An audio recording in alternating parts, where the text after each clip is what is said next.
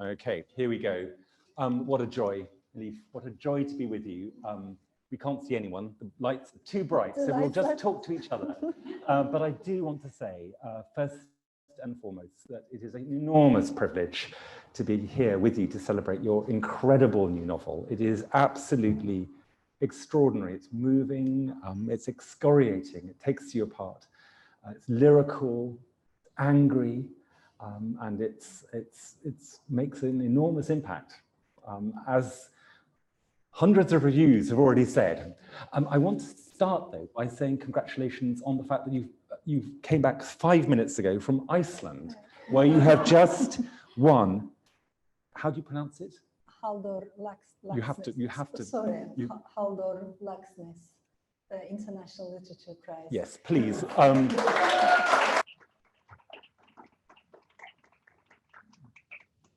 Elif has more prizes than anyone else I know, but how this is a particularly special prize, and I saw on your Instagram it being given to you by the Prime Minister and the First Lady of Iceland, and it is for the renewal of world literature, which is a beautiful concept, the idea of renewal.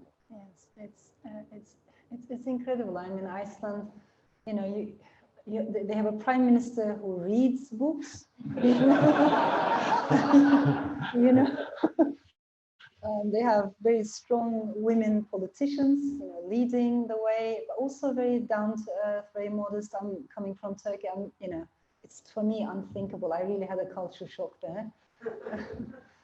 But may I also say, Edmund, it means a lot to me. Every word that you said. It is such an honor to have this conversation together. I love your work. I respect your mind, your art, and also your craft so much. So really, I'm so happy that we're doing this together. So this is the moment I leave the stage. I feel like I feel there's a very English, British thing, which is something called spark notes, which is how if you're cramming for an exam, you put yellow post-it stickers in a panic because there are so many things you need to talk about. And in the end, I just came up with trees, time, food, family, loss. But I wanted to start seriously by talking about trees. It's extraordinary that this is a book where one of the principal voices of this book, this beautiful lyrical book, is of a fig tree. Tell me, how on earth does this fig tree come into your life? Yeah, and I'm very moved, you know, to see the Conduit fig tree. I think we have a lot to learn from fig trees, from trees in general. But if I may take a step back, I've been wanting to write about Cyprus for a very long time, but it's not an easy story to tell. There's no doubt it's a beautiful island with beautiful people north and south, but at the same time, it's a place where there's accumulated grief and memories, and the wounds are unhealed. You know, so the past is not a bygone affair in Cyprus. It's very much alive and it's raw. And depending on whom you talk to, you will come across clashing memories. So as a storyteller, how do you tell the story of a place that has been ravaged by experienced ethnic violence, division? As we're speaking, there is a partition line in Cyprus. It's the last divided capital in Europe, guarded by UN troops. How do you tell the story of such a place, such a complex place, without yourself falling into the trap of nationalism as a storyteller, without yourself falling into that, you know, trap of tribalism? And I couldn't find an angle into the story. I couldn't find an opening until I found the fig tree, or the voice of the fig tree. Only then I think I felt a little bit more courage to approach this story, because it was a completely different voice. Outside of those clashing nationalisms, and that helped me a lot. It's so interesting, isn't it? I mean, telling stories is really complicated. No, it really is very complicated. And actually, that idea that actually, with such a fissile and profoundly painful and chaotic history, which, as you say, it's not an ended history. It's a contingent, growing, difficult thing from generation, which we will talk about. The idea of the tree, you write, I think, beautifully about time, human time, and this seems to me absolutely pertinent to this. Human time is linear, a neat continuum from a past. This is the tree talking. Human time is linear, a neat continuum from a past that is supposed to be over and done with towards a future deemed to be untouched, untarnished. Every day has to be a brand new day filled with fresh events. Arboreal time is cyclical, recurrent, perennial. The past and future breathe within this moment, and the present does not necessarily flow in one direction. Indeed, it draws circles within circles like the rings you find when you cut us down. They are incompatible, human time and tree time. And you talk about this, I mean, it's such a profound image, isn't it? About this difference in how we think about time. Absolutely. And I think in our imagination, of course, we like to assume that time is linear and history has to be progressive and the arc of history will bend toward moral justice, but not always, not necessarily, right? We know actually that societies can go backwards. We know actually that generations can make the very mistakes that their great-grandparents had made. Maybe it won't be exactly the same mistake, but it will be similar. So we can't take it for granted that tomorrow will be necessarily more democratic, more developed, more progressive than yesterday, by definition, since time is linear. That is a product of our imagination. Arboreal time is closer to story time, and story time is more like circles within circles. I am interested also in those traditions of oral storytelling in the Middle East, in the Balkans, in Anatolia, which are never, ever linear. There's no such thing. So, I mean, that's beautiful, because actually, I could just read the novel. Why don't I just actually sit down and read the novel out? But you talk about time bending and twisting and bifurcating and throwing out branches of wonder and arcs of invention. So absolutely not linear, but also that idea of it going backwards and then iteratively coming back into life again. So when we talk about trees, of course, you're also talking about family trees. You're talking about generational time being complicated and not linear. I mean, that's what's central to this book. Yes, absolutely. And it gives you a chance to think more closely about what it feels like, what it means to be rooted, uprooted, almost deracinated, rerouted, all these displacements for anyone who's not familiar with the story yet, there is an immigrant tree at the heart of the book, and it's a female tree. She was born in Cyprus, in Nicosia.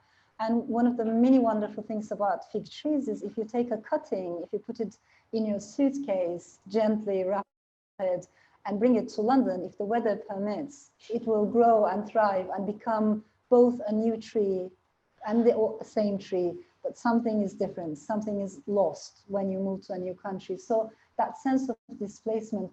Also, if I may add this, I think in many countries, I mean, Paul so eloquently talked about what it feels like to be an intellectual, a writer, an artist in more authoritarian regimes across history. And I know it's also an important part of your work. Many intellectuals, particularly minority intellectuals, Jewish intellectuals, intellectuals with dissident opinions as well, have been accused of being rootless cosmopolitan. What does that mean?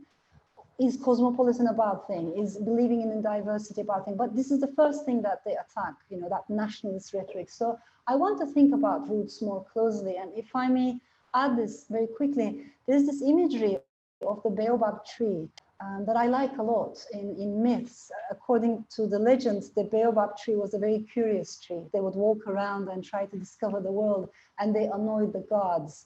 And so the gods decided to turn them upside down so that they wouldn't move around that much. But this idea of having roots, but your roots not being necessarily buried in the ground, but up in the air and getting sunshine and rain and air from multiple places, from infinity, that kind of openness. Why don't we think of roots like that? So interesting. Firstly, seven quick things. One thing about the anxiety about cosmopolitanism. I mean, it's so extraordinary, isn't it? That idea, there was that terrible, bloody thing by Theresa May when she said, if you're a citizen of the world, you're a citizen of nowhere. I mean, for goodness sake, I mean, that's such a profound misprision of what it might be to cross a border, to what it might be to take a cutting from one place and attempt to live in another place and bring something to fruit and bear. So that anxiety, I mean, you know, we love you to reflect on your own exilic, re-racinating life, which is extraordinary here, because I can't even remember where you were born. I was born in France, in Strasbourg, but I didn't live in France for too long because, I mean, that first house was full of immigrants, leftist students. I always remember that's full of tobacco, gouloirs, people smoking, you know, reading Jean-Paul Sartre, but never Simone de Beauvoir, dreaming of revolution. So it was, you know, that kind of house. And afterwards, my parents separated. They're both Turkish. My father stayed in France. He got married again. He had another family. And I grew up pretty much without seeing him. My mother brought me to Turkey, to Ankara. So from that environment, we came to a very conservative, very patriarchal and inward-looking neighborhood in Ankara. And this was my grandmother's house. And from that moment onwards, I was raised by two women, which was really unusual at the time. And I think I felt like, first of all, I didn't quite belong, you know, that sense of displacement. But also I thought life was very boring. And that's how, you know, books, I think, saved me, like they've saved so many of us. So part of that growing up, that moving from one place to another, is obviously about language. So what languages are you learning, are you living with in that first Gaulois-infused environment, and then in Ankara? What happens to language? So I can't speak French. I can understand very basic French, but I wish. So Turkish is my mother tongue. And as you can hear in my accent, in the mistakes that I make, I am not a native speaker. I'm not, of course. I did not grow up in a bilingual house. I did not grow up in a multilingual house. English for me is an acquired language. I learned it later in life, which means I'm an outsider, actually. I'm an immigrant in this language. I started learning English in Spain, in Madrid. At the time, Spanish was my second language, but English never abandoned me. And I loved it, and I found a sense of freedom. All I think I want to add is, when you're an immigrant, there's always a gap between the mind and the tongue, and the mind runs faster, and the tongue is always trying to catch up, but will always fail to do so. So that gap is so frustrating. Extraordinary. So talk about this gap.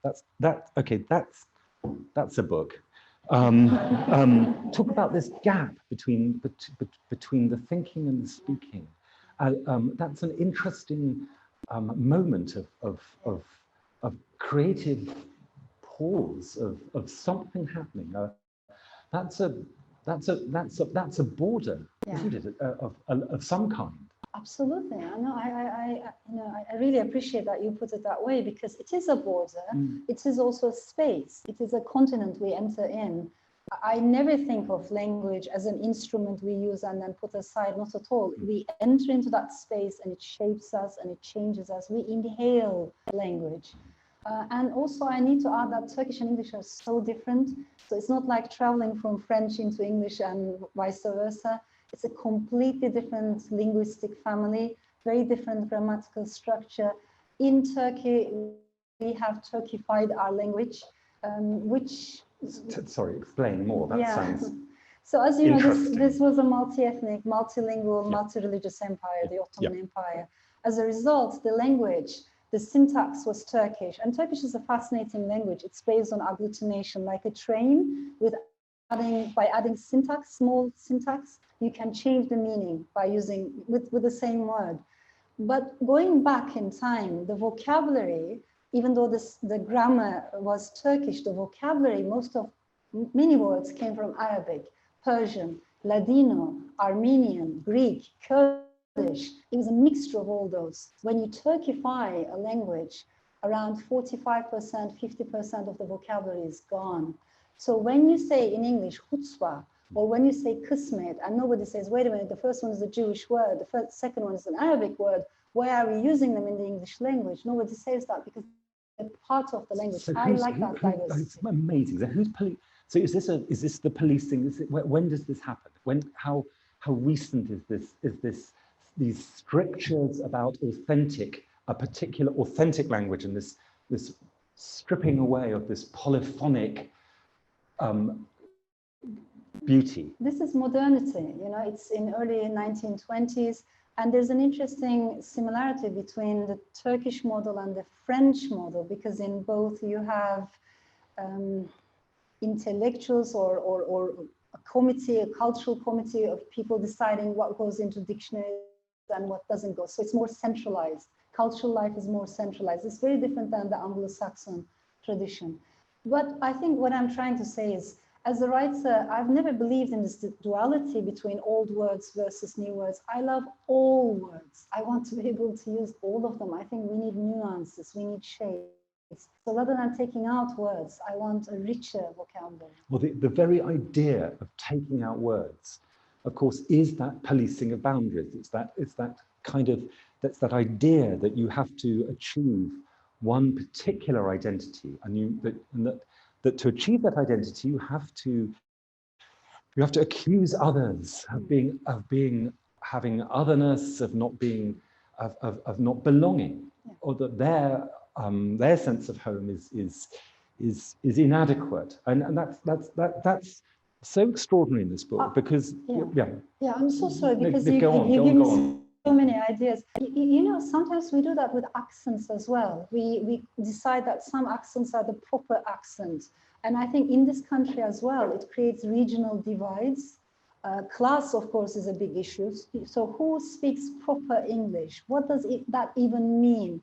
If you speak English in a slightly different way with a slightly different accent, then that's not proper English. So there's a lot we need to unpack in terms of class and regional divides as well. Yeah, and actually the class thing is extraordinary, because actually that feels like it's actually now coming into focus in this country, certainly, that actually that there's the whole debate about working class writing that has just not been on the horizon at all. But going back, if I might, to this idea of arriving in a place, and perhaps we should go back even one step further and actually talk about the structure of the book, because I'm sorry, we're skating into beautiful territory here without explaining actually about, my goodness, there is actually an audience out here, that actually about this powerful pulse of the story, which is incredibly moving, which is the pulse, this breathing in and breathing out in the book between the narration by this tree, arboreal time, and then this family story, this profound family story, which is a story of a Greek man and a Turkish woman, and across a very, very painful period of time, the whole the war, the civil war, the construction of that dreadful boundary, and their child, who are London. And so what you've got is this. I mean, it's a heartbreaking love story, and you've got different identities coming together, different voices, different accents, different belief systems, different superstitions, different food understandings, all coming together, and this accommodation with each other, and this movement to London. Can you just tell us more about the story? Yeah, I so appreciate, you know, I'm very interested in the things that can travel across borders. So for instance, when you mentioned superstitions or food, to me, food is always more than food. In the Middle East, we have this baklava wars. You know, the Lebanese say it's our baklava, we make the best. The Syrians say, no, it's our baklava. We Turks believe we make the best baklava, and of course the Greeks claim it's theirs. But I think it's everyone's baklava, right? So there are things that travel, and I wanted to follow those.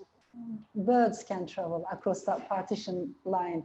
Where religions clash, superstitions actually get along. You will see Greek Cypriots and Turkish Cypriots both spitting in the air to ward off the evil eye. So those seemingly small details are important to me. But taking a step back with regards to the structure of the society of the book, there is a forbidden love in this novel. Ada, or in Ada, or in Turkish we would say Ada, which means island. Her parents come opposite backgrounds. And they manage to get together, they manage to get married, but it's not an easy story. So there are scars, there are bruises that they carry, and they're very different personalities, the mother and the father. The father is a very gentle soul who cares about the suffering of plants and animals alongside the suffering of human beings, which is not an easy thing to do when you come from a land of conflict. For the mother, human suffering is the paramount thing, is the main thing. So, as you said, it's a family that has a complex history, but I was very interested in both family stories, also family silences, the things we can't talk about easily in our families, and also this concept of inherited pain. Well, here we get to it, because, you know, that seems to me something that you've explored so profoundly in your books. This idea that actually, that generationally, we do actually carry the complicated, unresolved pain of the previous generations. We carry with us all kinds of, somatically, we carry them within us. You know, and obviously that's something that I, as you know, care about deeply with trying to write a family story about my own family story, about the Holocaust and that. But also the silences that you indicate within the book are so profound.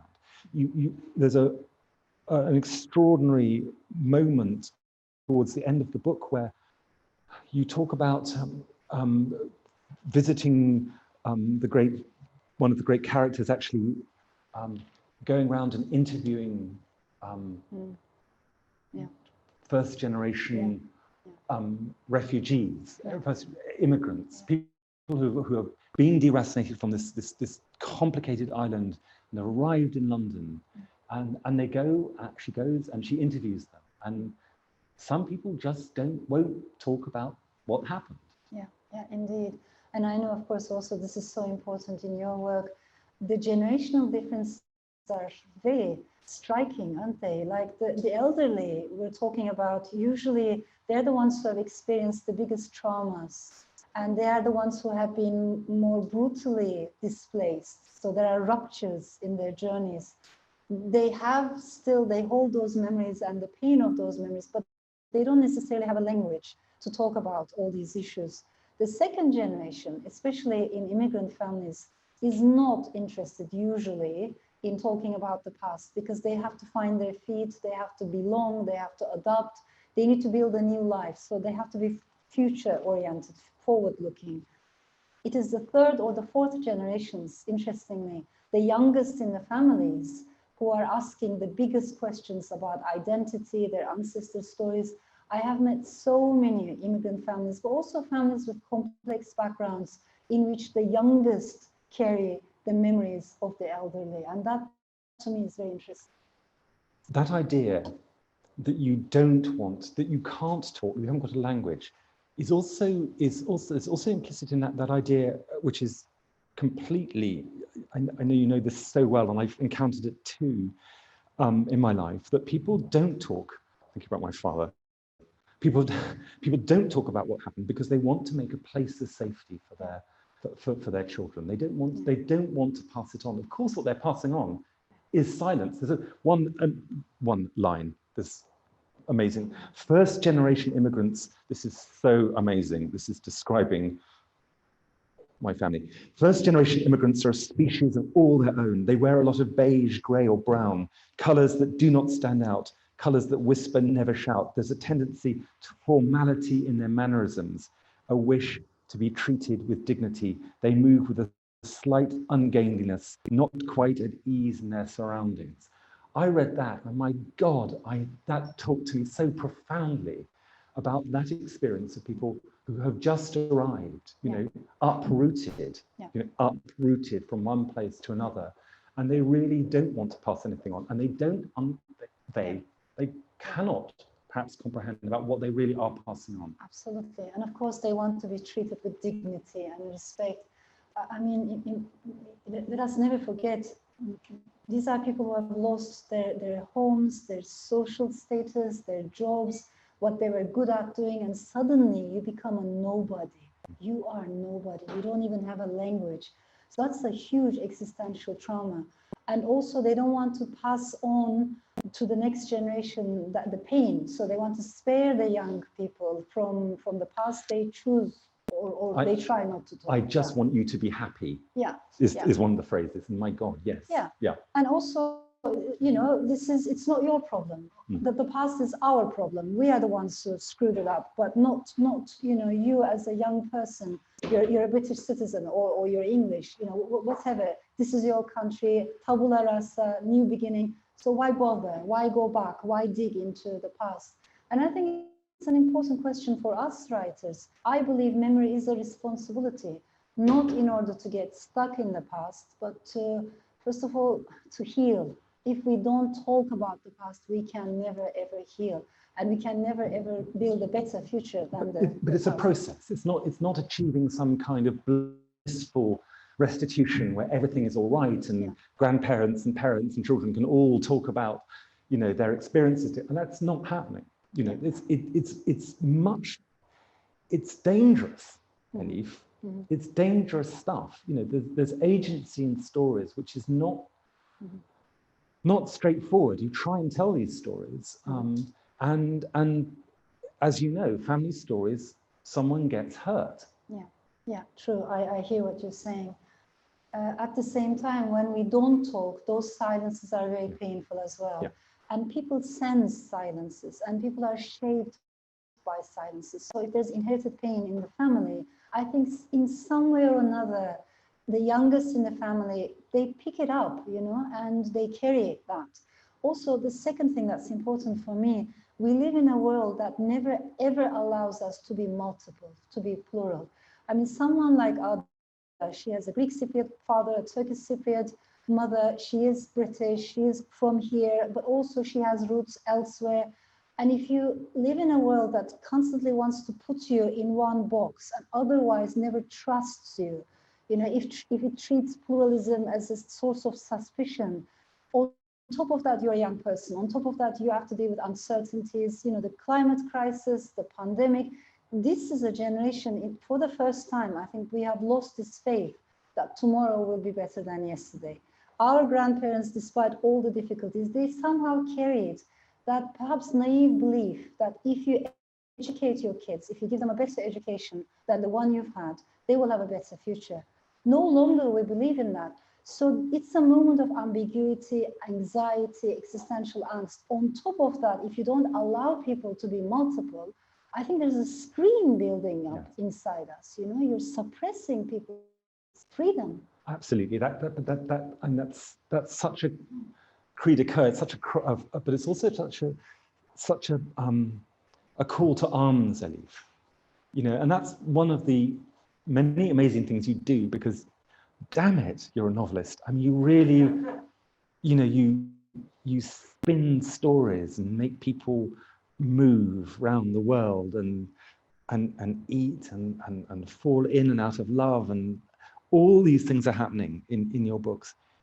And you also have this extraordinary ability to actually take on the world in your other writings as well, you know, with the same voice, you know, to find agency of how you can address profound gender inequalities, you know, with your work with pen, the idea of what freedom of expression actually means for people, you know, you know, and so on. And that wonderful book I called it a tract that you did last year. Was it last year? Yeah. Only last year. You have to buy on your way out, not only this novel, I can never get the title right. How to Stay Sane in an Age of Division. It's, I mean, how to Stay sane in an age of division. Yeah, I mean, you have to buy that book for your children anyway. I mean, you know, anything like that has to. But that idea of different voices seems to me part of what you're doing, because you're saying, I'm doing this and I'm doing that, and actually allow me. These are different spaces that I can inhabit. That's pluralism. Yeah, and I really, really appreciate these connections you make.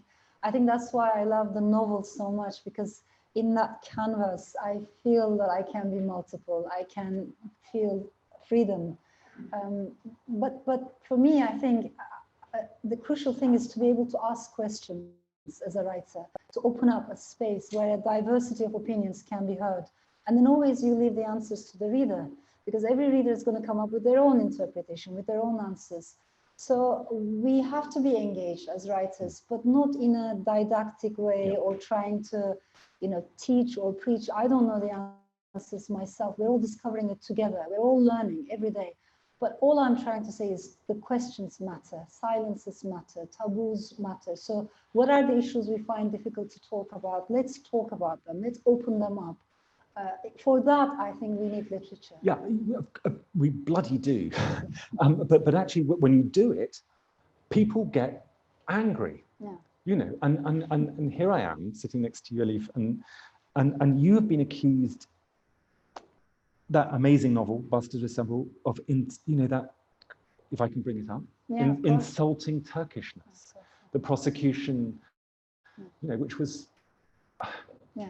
Can you? I'm sure everyone will remember this, but it is an extraordinary moment in your public life. Yeah, it was also a bit surreal. I mean, you realize how unsettling it has been. That was in 2000. Sorry, that was in 2000, 2006. 2006. Yeah. So The Bastard of Istanbul is a novel that tells the story of a Turkish family and an Armenian-American family through the eyes of generations of women. It's a book that deals with memory and amnesia, and it does talk about the Armenian genocide, which is a very difficult subject to this day in Turkey, mostly because people, we only hear one version of history. You might say in every nation state there's an official historiography. Of course, in that regard, there isn't a big difference among nation states, but there's a big difference between democracies and non-democracies. In a democracy, you can walk into a bookstore and you can find many books that question the official narrative or say, wait a second, what about my grandparents' story? What about minorities? What about the stories of women? What about all these excluded voices? And the authors of those books are not prosecuted. In a non-democracy, a single narrative dominates top down. So that's a huge difference. We have this Article 301 in the Turkish constitution, which protects Turkishness against insults, but nobody knows what that means. And it has been used against scholars, especially historians, journalists, but never ever before against the work of fiction. So when this happened, it was quite unexpected. And as a result, as evidence, to show that I was insulting Turkishness, they took out the words of usually Armenian fictional characters in the book, which means my Turkish lawyer had to defend my Armenian fictional characters in the courtroom. And that madness went on for about a year. There were nationalist groups on the streets spitting at my pictures, burning EU flags, because in their eyes, if you question the official narrative, you're a pawn of Western powers. You're an outsider, you're not one of us. And then after a year, we were, me and the fictional characters, we were all acquitted. But just pause on that extraordinary moment to hear that. Let's go on, sorry. Yeah, I don't want to blow it out of proportion, because I wish I could say to you that Turkey made a lot of progress since then. At least we're in a better place, but I'm afraid it's quite the opposite. So it has become more and more difficult for anyone who deals with words, poets, writers, but also cartoonists. If you deal with humor, that's the first thing that is lost under authoritarianism, the ability to laugh at people in power. So all of them are dangerous. And actually, we know and record and remember some. You have friends in prison, and colleagues, and it's one of the great painful crimes that this state is imprisoning these people whose crime is to think and talk with creativity about things that matter. It's extraordinary. It is extraordinary. And it's also very sad because Turkey became, as you know, the world's leading jailer of journalists, even surpassing China's records, Russia's records. At the same time, I also never lose sight of the fact that this is a country in which there's so many people who are globally connected and they believe in democracy, and their voices we never hear. So when I look at the women in Turkey, women of all backgrounds, when I look at the youth in Turkey, the minorities in Turkey, I feel more optimistic.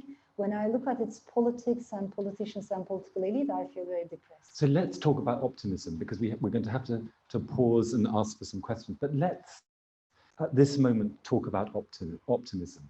You know, in many ways, it's a very simple thing. That to write a novel is you're setting yourself against those who want to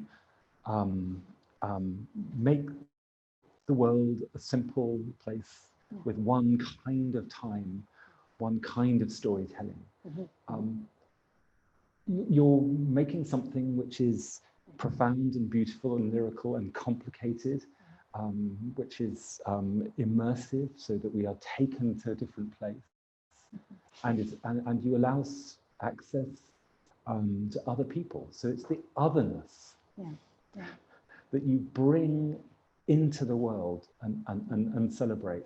Isn't that a place of optimism? That's a beautiful question. You know, I'm Turkish. I can't be too optimistic. It's not in my it's not in my DNA. You know, I think when I open a map of Europe and I trace the blue Danube, the river Danube with my finger, as you move from Germany towards the Black Sea, I think the level of optimism drops. So by the time you reach Bulgaria, Romania, of course, Turkey, we are more pessimistic.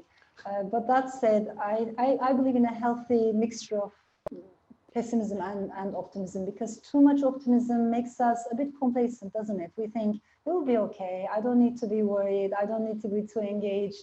You know, thanks to digital technologies, we're going to have democracy everywhere. Information is going to spread. So that kind of optimism can be dangerous as well. But I hear what you're saying.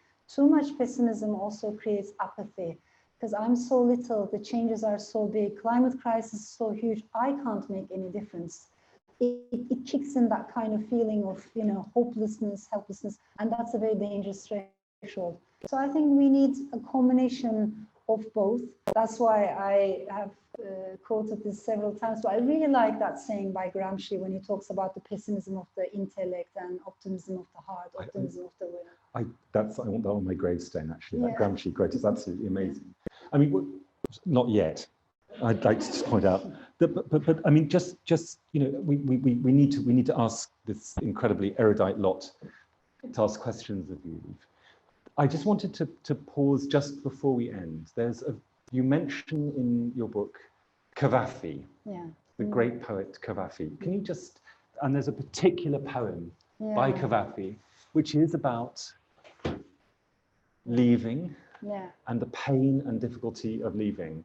And it's pretty heartbreaking, but I wondered if you would read the first stanza, and perhaps I could read it's called The City, and it's a poem that we both love, and I printed it out because I thought we should all cry, basically, at this moment in the evening. Now I regret not having wine here, you know, not, we need a drink. This is by Cavafy, The City. You said, I'll go to another country, go to another shore, find another city better than this one. Whatever I try to do is fated to turn out wrong, and my heart lies buried like something dead. How long can I let my mind molder in this place?